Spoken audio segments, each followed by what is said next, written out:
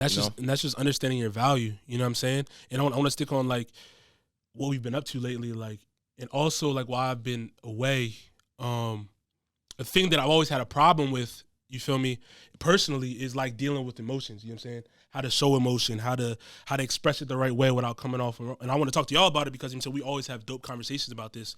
And I think this like part before we jump into what's been happening since we've been away is like important for people to hear while we're at the beginning of the pod. Is like I've been hearing like when I talk to different people, I hear this all the time on me like, why don't you smile in pictures? You know what I'm saying? Why aren't you more happy go lucky? You feel me? You got, you know what I'm saying, you're in a good position.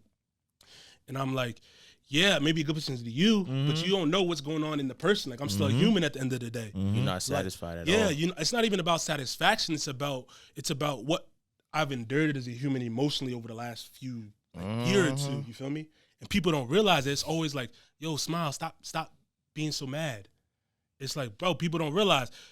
Yeah, I went to LA for the first time a year ago to get my foot into the industry, the music industry. But at the same time, I was in LA, which is a high point. A low point happened. One of my closest friends got gunned down. Right. You know what I'm saying? Y'all know about it. I told you about that. Yeah. You know what I'm saying? So it's like, yes, you have your highs, but at the same time, you have your lows. You feel me? And then this last time I was in LA, my auntie passed away. Right. So it's like, yeah, there's a lot to smile about, but sometimes you got, like, when you're going through all this stuff, you're leveling up, you're finding yourself in the career path that you have. You don't have time to deal with the personal shit that you're going through. I guarantee y'all can probably attest to that. Work-life balance. In the work, yeah, and it's like I had no work-life balance. Right. I had zero work-life balance. You know what I'm saying?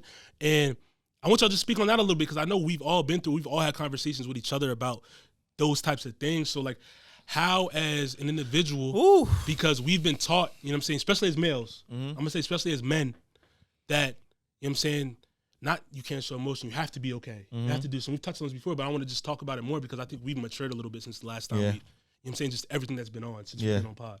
I mean, a big part of growth is definitely, like you said, learning how to deal with those emotions and those feelings, learning how to deal with them in a way that it doesn't, you know, fuck you up too much mentally, you know, because that mental health is a huge key. Like, for example, I work in senior living now, right?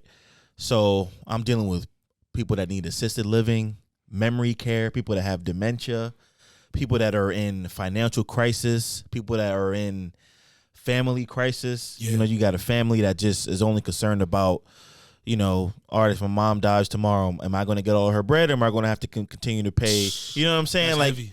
So, and it's crazy, you know, people's family dynamics, you know, mom moved in with me and my husband and now our relationship is kind of going to shit because mom's just a lot to handle.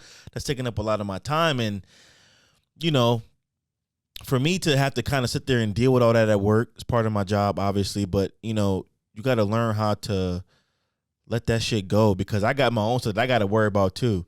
So I can't be taking on all those issues and compounding those things. You know what I mean? So really, that's why I talked about like work-life balance. And, you know, I get in my car when I get off and I just drive in silence for a little bit. Yeah. And just decompress. Think about everything that happened at work today. Man, that was rough. This is crazy. I got to do this in the morning. Then once I get home and get out that car, it's over with. Yeah. It's over. It's done. Yeah. Work stays at work.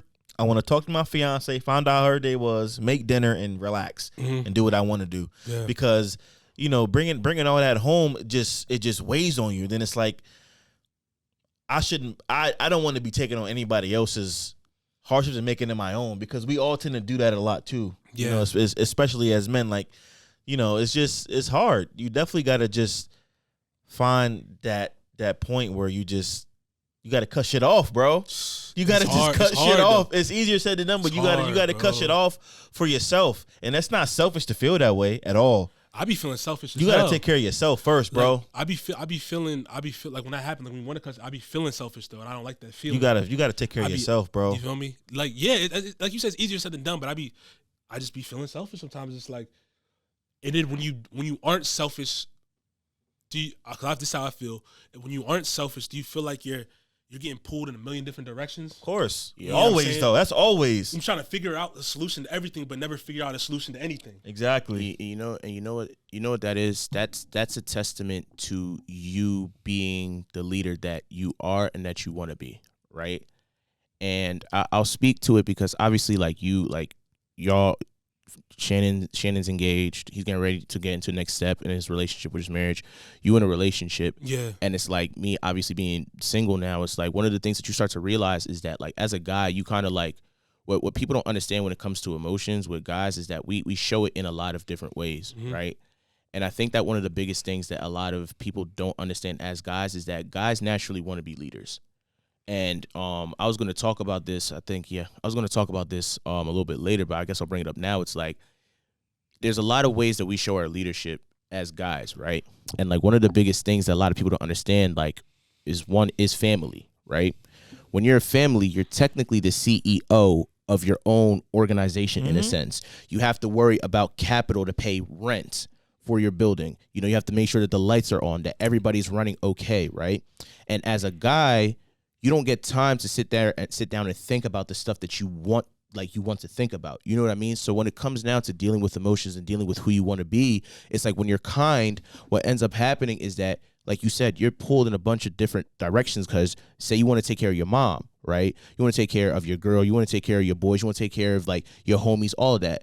And what happens is that when you start to be nice in every single aspect of your life, people take advantage of it because they're like, you know what?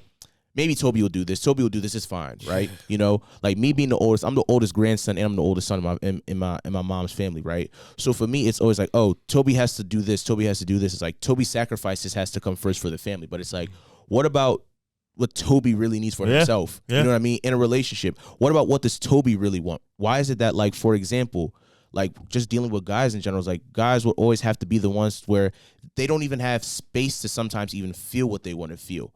You know what I mean?